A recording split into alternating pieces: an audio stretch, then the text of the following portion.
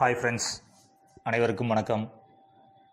இந்த வீடியோவில் நம்ம என்ன டாபிக் பற்றி பார்க்க போகிறோம் அப்படின்னா, அனிமல் ப்ராடக்ட்ஸ் ஏற்றுமதி பற்றி பார்க்க போகிறோம்.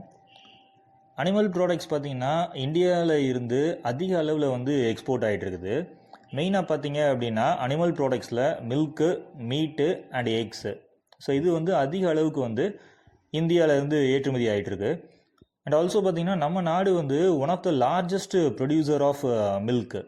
அதே மாதிரி பார்த்திங்கன்னா குளோபல் லெவலில் எக்கு ப்ரொடக்ஷனில் இந்தியா ஒரு நல்ல ஒரு பொசிஷனில் இருக்குது. லார்ஜஸ்ட் பாப்புலேஷன் ஆஃப் பஃபலோஸ், அதுக்கப்புறம் கோட்ஸு, அப்புறம் ஷீப்ஸு, இதெல்லாம் பார்த்திங்கன்னா நம்ம நாட்டில் இருக்குது. ஆல்மோஸ்ட் பார்த்திங்க அப்படின்னா மோர் தென் 109 மில்லியன் பஃபலோஸ் இருக்குது.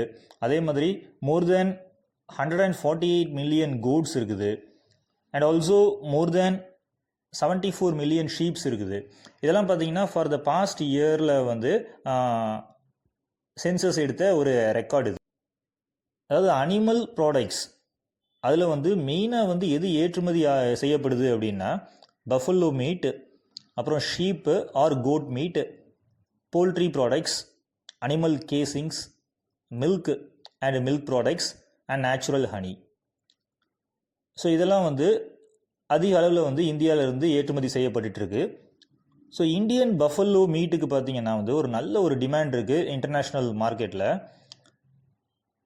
பஃபலோ மீட் அதிக அளவு அதாவது ஆல்மோஸ்ட் 79.5% டோட்டல் அனிமல் ப்ராடக்ட்ஸில் ஏற்றுமதி செய்யப்பட்டிருக்கு.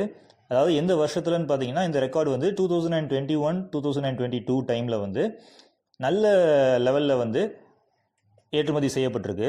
ஸோ மெயினாக பார்த்தீங்கன்னா மார்க்கெட்ஸ் என்ன, மேஜர் மார்க்கெட்ஸ் எங்கே இருக்குதுன்னு பார்த்தீங்கன்னா Vietnam, Malaysia, Egypt, Arab republic, Iraq and Saudi Arabia.